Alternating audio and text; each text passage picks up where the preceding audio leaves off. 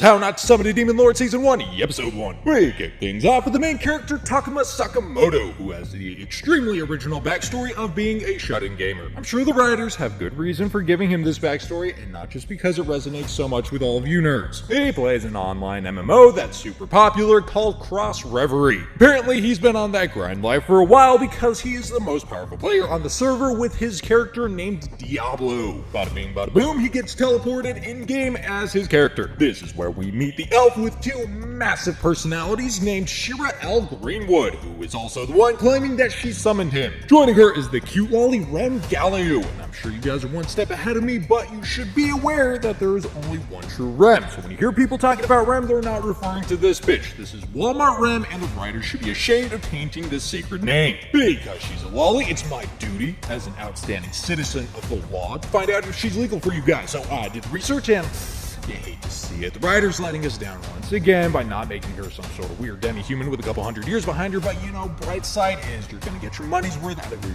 yearly VPN subscription, so you can be happy about that. I like how most of the shows do the summoning by like a powerful nation or group of sorcerers, but instead these guys are like, fuck it, we'll just use a girl with a huge rack and a classic anime cat girl. Now I, for one, am sure that the writers have good reason for giving Diablo these companions. It's not because it resonates so much with you nerds, no. It's more complex than that. It's not just them projecting your guys' weird fetishes on paper. No, it's an abstract web of complex ideas reflected through their work, showing definitive proof that they have mastered the art of storytelling. Don't try and take away from that because people fap to it. Don't. Back to the story. The two thought it would be a good idea to use an enslavement ritual on their new summon, which backfires because he has a ring that reflects all magic. Devs thought that item through. This, of course, reflects the ritual back onto them, so now they belong to him. Nice. This is more than he signed up for, but what a drag. The three of them have to stick together until they can find a way to dispel the enslavement, so they all head to the border city of Valtra. Once at the end, we meet a new character in Celestine Baudelaire, who is the head of this town's Mages Association. She had come looking for Ram, so everybody has to awkwardly explain that they botched the ritual, and now she's kind of a slave. She seems oddly okay with it, like on Mondays, but one of her bodyguards named Gallic is a huge dick and doesn't like Diablo's attitude, but nobody cares what he thinks because he's a side character, so he gets put in his place. Celestine is there to try and convince Rem to go back with her to the Mages Association headquarters, but Rem refuses, saying that she can take care of herself. And on that note, Celestine excuses herself and tells him that she will look into breaking the enslavement for them. Things take an interesting turn when Diablo takes Rem to force her to tell him what kind of trouble she's in. I'm sure all of you guys fondly remembered this rapey scene with a 14-year-old girl, but hey, if you don't, this is the gist. The soul of the demon lord Krebskullum is sealed away within her body, and apparently it's hereditary, so her mom housed the demon lord also. Krebskullum is the most powerful boss in Cross Reverie, and Rem's main goal is to defeat her and extinguish her soul. If she doesn't succeed, then after she dies, Krebskullum will be released. Diablo agrees to help her out and find a way to extract and defeat the demon lord. Some of you probably know and might be wondering why I bother doing graphics and a proper intro for a character like Gallic. Well, it's because the shithead wanted to show up at the end of the episode so that we could get our first fight sequence. He brings the squad, summons a level 30 lizard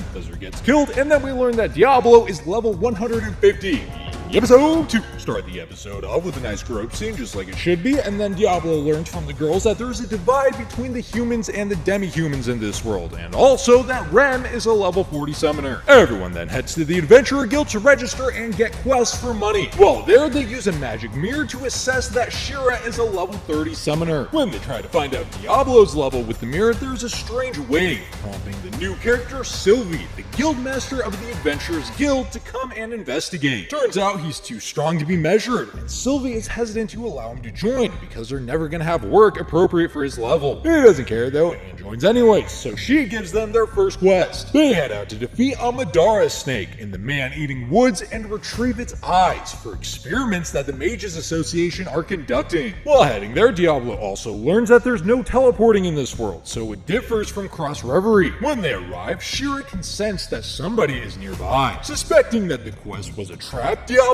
launches an attack at the concealed party. They're revealed to be elves like Shira and being led by a new character, Celsior. All of them had come to rescue Shira, who apparently is a noble princess in the Kingdom of Greenwood. Diablo speculates that the quest was a setup by the Mages Association because Gallic holds a grudge against him. Shira doesn't want to return home because she's going to be forced to marry and bear children with somebody that she doesn't love. Diablo also realizes that nobody has been fighting in this world like in the game, which has made all of the people living there such low levels compared to him. The elves launch attacks against Diablo to take Shira back by force. They do 0 damage, so he uses an ice spell to freeze everything nearby. They start to panic. Gallic is then revealed to be behind everything, and he runs off like a little bitch. Why do they just let antagonists run off in every anime? You're level 150. Just run up and karate chop him one time, you'll blow up, and you're done with that. The elves stay behind to try and convince Shira to go home with them, but she reiterates that she's still not going back. The fight didn't really change anything, so everybody parts ways. Wrap things up with another groping scene and transition into episode 3. Everybody meets up with Sylvie again because she has another quest specifically for Diablo. This time the quest is coming directly from Celestine, so at least they know that it's not another trap. Ren doesn't really like the idea of working for Celestine because she feels like Celestine is trying to indirectly help her out, so she decides to stay behind in the city while Diablo and Shiro go handle it. They are tasked with bringing items to the Bridge of Uluk. Diablo is apparently starting to get a reputation, so he is approached by a new character in Emil Bitchelberger. Bitchelberger is said to be the strongest warrior in the Adventurers Guild, sitting at a whopping level 50, and thinks that Ren and Shira were enslaved by Diablo. Being the self-proclaimed simp to all women, he tries to set them free through a duel. Obviously, it's one-sided, but the girls do put a stop to it before anybody can get hurt in order to explain the situation. Once he realizes that Diablo is just a fellow simp, the two make peace, and Bitchburger decides to part ways with the group. Diablo and Shira then head out to complete their quest, and when they arrive at the Bridge of Uruk, the soldiers there seem to be on guard against something. Apparently, they had received reports of an army with over 100 Fallen that are heading their way. The Fallen were treated as boss monsters in Cross Reverie, but Diablo has never heard of them attacking in mass. Rumors have it that the Fallen are hoping to revive the Demon Lord, Crepskullum, so they might eventually target Rem.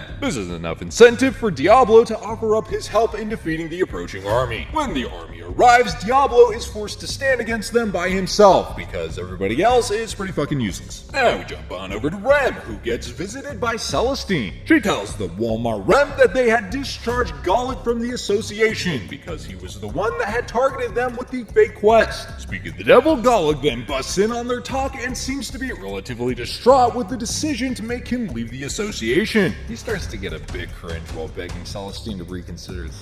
Pull yourself together, man. What the fuck is this? After the 2-year-old's done throwing his tantrum, he decides to stab himself with some creepy-looking blade, and he ends up turning into a Fallen named Gregor. Then gone over to Diablo, who has defeated around 30 of the Fallen, which prompts the commander of the army to approach him. Edelgard is the strongest and the thickest of the Fallen, so she prepares to fight with Diablo one-on-one. He concludes that if he can defeat her, then it's likely the battle will just end, as the two square off in the last scene. Episode 4. Rem and Celestine are forced to flee from the Fallen, which is when Burger Bitch's simp senses start tingling, so he steps in to save them. Even after realizing that he's pretty outmatched by the Fallen, he still tries his best to protect the girls, like any good simp would. Meanwhile, Diablo is getting his biggest challenge yet, realizing that Edelgard is level 80. As her trump card, she uses her Sacrificial Charge ability. This ability marks the first time that Diablo has taken damage in this world since he had arrived. Diablo then gets the news that Rem and Celestine are being targeted by a Fallen, so he decides that he needs to wrap this fight up. He uses White Nova, which pretty much levels everything in front of him, but conveniently leaves the only hot Fallen alive and without clothes. So yeah. Deciding that there's no other way to get back to the city in time, Diablo tries teleporting magic, which ends up working, getting him back to Rem. Bitchenberger was the only one left to fight, and on his last legs when Diablo arrives. Diablo steps in and quickly defeats the Fallen, banishing him to the Shadow Dimension for eternity. Unlike in the game, characters killed don't come back to life, so everybody in the city who was killed by Gregor are buried 3 days later. More titty filler content. Then Sylvie comes in to tell Diablo that the Lord of Ultra City has received demands from the Elven Kingdom, saying that Shira has to be handed over within 10 days. If the demands aren't met, then war might be declared between the two powers. Sylvie gives him the quest of preventing the war to maintain the peace. Episode 5. They learn that Shira has a bounty for her return, so they can never really feel safe anymore. Diablo then goes to meet with Lieutenant General Chester Ray Galford, the leader of Valtra and the one who made the quest for Diablo to prevent war. He convinces confirms that Shira isn't going anywhere and that Diablo will find another way to prevent the war. In response to this, Galford introduces yet another cutie chan in Alicia Cristella, an Imperial Knight who is assigned to help them in their task. Everybody heads to a weaponsmith because Diablo wants to get a weaker weapon to wield. It would cause problems if he accidentally killed a person, so he wants to nerf his stats a bit. While collecting other supplies, men try to abduct Shira for the bounty. The gender-specific K9 meat patty steps in to aid in the rescue, and the bounty hunters are subdued. After that, everybody gets ready to head through the Elves Forest and meet with Shira's older brother to prevent the war. Episode 6. Celestine meets with them to tell them that she may have found a way to remove the slave collars and set the girls free. A slave caravan had arrived at the city, so they go to see if they can find out more about the collars. When they arrive, they meet the owner Medios in order to ask her if she knows a way to remove the enslavement. Medios can see people's flow of magic, so she recognizes that Diablo is extremely strong and that Rem is giving off some sort of sinister magic. Rem isn't feeling so hot after that and is anxious that she'll be found out. To calm her down, Alicia offers to use a charm that will help conceal secrets when they're about to be exposed. When she does, there's some sort of alarming reaction, but she doesn't mention it to Rem. Diablo works with Shira and Medios in some perverted test to try and release the collar. He hits a roadblock because he can't see the flow of magic power coming from the enslavement collars. They're like threads of yarn, all tangled together, and to release the enslavement, he has to unravel all of them piece by piece. It proved to be too difficult, so they had to take a break. While talking in their room, they hear a flute outside, which cues the entrance of Shira's older brother, Kira L. Greenwood, the first prince of the Kingdom of Greenwood. He seems peaceful and says that his father was worried about Shira, but they don't want to go to war over it. Both parties agree to meet the next day and let Shira decide if she wants to return or not. In the last couple of scenes, Kira seems to be up to something, saying that Shira, his sister, will bear his child, meaning that Greenwood is this world's Alabama. Episode 7. While Shira and Diablo are making potions the next day, they suddenly hear Kira's flute. Shira becomes brainwashed and says that she's going back home with Kira. Diablo had said before that he would respect her decision no matter what it was, so he tells the others that he's not going to intervene. After some reflection, he decides that they're all friends there, so he can't just let her get fucked by her brother, so him, Rem, and Alicia all go to get her back. We then hop over to Shira and Kira, who are still making their journey back. Kira starts getting kind of rapey and uses some slime to undress her, which cues the entrance of Diablo. He uses the magic in the enslavement collar to demand her to tell him how she really feels. This circumvents the brainwashing, and she tells him that she wants to be free and stay with him and Ren. In response to this, Kira summons a force Hydra to kill Diablo. Episode 8. Cross Reverie never had a summon like this, and it's supposed to be banned in this world because it has the potential to destroy the entire world. The Hydra is powerful and has the ability to regenerate, but Shira tells him that there is a core inside that moves throughout its entire body. If he can destroy it, then the Hydra will be forced to return to its crystal. That wasn't really relevant information though, because he just blows the entire thing up and puts an end to the fight. As he gets ready to kill Kira, Shira steps in to stop him because they're still family. So he lets the perp go as he runs off into the forest. That doesn't last too long as Galford decapitates him and reveals he has an invisible army with him. Galford had decided that it was war as soon as elvish soldiers had entered his land. Before Diablo can do anything, he is captured inside a spell that he doesn't recognize from the game. Alicia tries to stand up to him, but he breaks her blade, revealing that he's on another level and she can't win. Their plan is to take Shira hostage, but Diablo had managed to find the source of the magic creating the barrier the same way he attempted with the collars and breaks it. This leads to a little skirmish between Diablo and Galford. Galford is over level 120 and gives Diablo a run for his money, but ultimately loses in the end, forcing them to withdraw. In the end, the only casualty was the incestuous pervert, so all in all, pretty good day. Diablo is pretty drained of MP after that, so while resting, Sylvie brings him some alcohol to restore some of it. He's a bit of a lightweight, so he gets wasted and gropes Sylvie. He better pray to God there's no Me Too movement in this world. Episode 9. While Alicia is reporting back to the higher-ups about the Greenwood incident, we meet a new character in Sadler. During their talk, we learn that Sadler is going to Faltra also. Apparently, the head priest, Romachino, revealed a prophecy saying there are omens of the Demon Lord's revival in the Western City. Since he is a paladin, he's going to investigate this. The classic bathing scene gets interrupted by Edelgard, who comes across them. She had heard that Ren is carrying Krepskullum, and by touching her, she confirms that it's true. Turns out the Fallen can't just kill her to release it. There's more to it in order to summon Krebs Golem, so Edelgard doesn't want to hurt her. Edelgard then agrees to teach them a summoning ritual to bring out Krebs Golem since they both want the demon soul out of Rem's body. They agree to meet in 3 days at Starfall Tower, where summonings are conducted in order to perform the ritual. When they get back to town, Alicia finds them. She warns them that Sadler is there, and that he's over level 100, so he's just as strong or stronger than Galford. While heading to get somewhere safe, they conveniently run into Sadler and his men. Rem starts to get a little bit lippy with him, so he starts casting a spell on her, claiming it's the power of God. Diablo can see that it's really just a low-level spell, and when he points this out, Sadler targets him instead. He uses Cement Lock, but Diablo's ring deflects it, turning Sadler to stone instead. The spell is gonna wear off eventually, so we can expect to see him again, but for now his men carry him off. Before everyone heads out to go to Starfall Tower, they decide to tell Alicia the truth about Rem and Krebs Golem. Episode 10. When they arrive at the tower, Edelgard tells them that Diablo needs to pour his magic into the Demon Lord to hasten the resurrection. He tries doing it through her stomach, but his power can't reach, so the natural thing to do is to finger Rem so that he can get closer to her insides. But it's not that weird. They just gotta get the magic in there. Don't make it weird, it's fine. I mean, it's just magic, there's nothing. Like, this looks bad. But I didn't know that this happened in the show before I started covering it, but I've come too far and I've put too much time and effort, so I'm going to cover it anyways, and you're going to fucking like it. So what I'm confused about is how you pitch this to people, because I'm guessing somebody had to go into a room full of suits and just be like, look, she needs the magic, so this is how we're gonna do it. Anyways, the Demon Lord is summoned, and it turns out to be another little lolly. Get this? He has to finger her too. No, I'm just fucking around. He doesn't have to finger her yet, but it's still early in the show. I mean, that's the exciting part. We don't know who's getting fingered or when. You get some finger magic, and you get some finger magic. Look, guys, I'm gonna be honest. I felt really fucking weird watching this show. I was like, what the fuck is happening?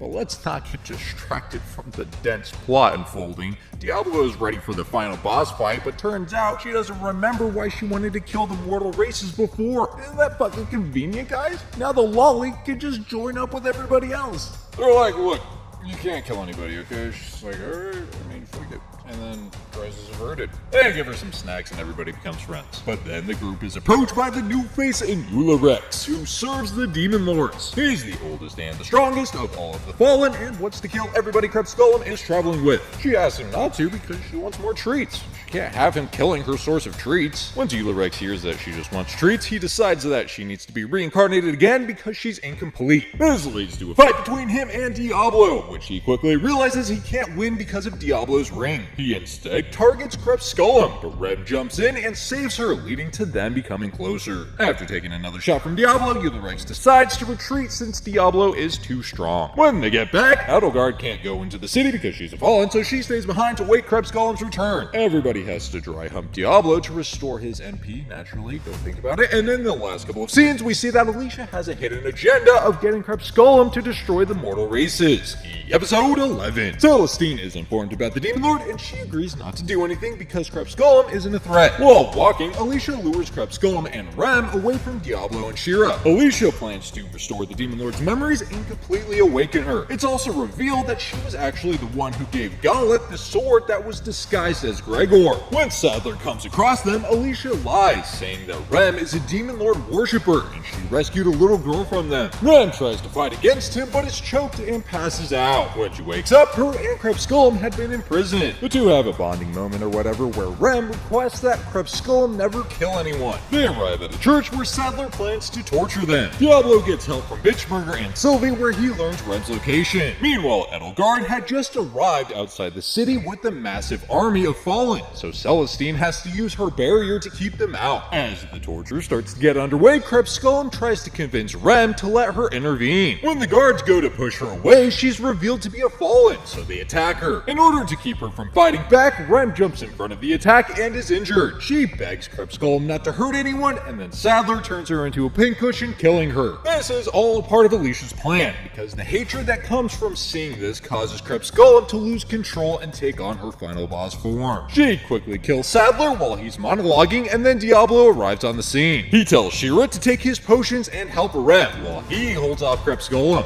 Episode 12. Alicia had been working with Edelgard from the beginning, and everything is going according to their plan. Shira is able to heal Rem, but it costs them all of their potions, so Diablo doesn't have any way to regen if he's injured. Diablo uses Apocalypse Abyss, which is a massive spell that nearly brings down Crepusculum. His calms her down enough to realize that Rem had been saved, and once she learns this, she turns back into a lolly. Edelgard and Alicia are then targeted by the Fallen because of their failure, so they're forced to flee to the city. Because Crepusculum is now obviously a liability, they need some way to guarantee the safety of everybody around her, so Diablo casts an enslavement spell on her, and she officially joins the group. As they're getting ready for bed, Alicia pops in and takes Shira hostage. She had come to them to request that Crepusculum heal Edelgard because she was injured while fleeing from the Fallen. Of course, she agrees to this, and after she's healed, she agrees to follow Crepusculum's orders, so they keep her around. We then learn that Alicia had become a Demon Lord worshipper because she hated self-centered, greedy, powerful, and entitled people that pretended to be good. With all this hatred building up, she just wanted to kill them all. Now that everything had fallen through, she decides that she will just kill herself. Diablo prevents the suicide, everybody forgives her, so she'll be sticking around also. I'm going to be doing the next season, and you can find that on the left side whenever I'm finished with it, or you can check out all the How to Summon a Demon Lord recaps in the playlist on the right side. You can also find the links in the description below, and the only thing I hate more than intros is outros.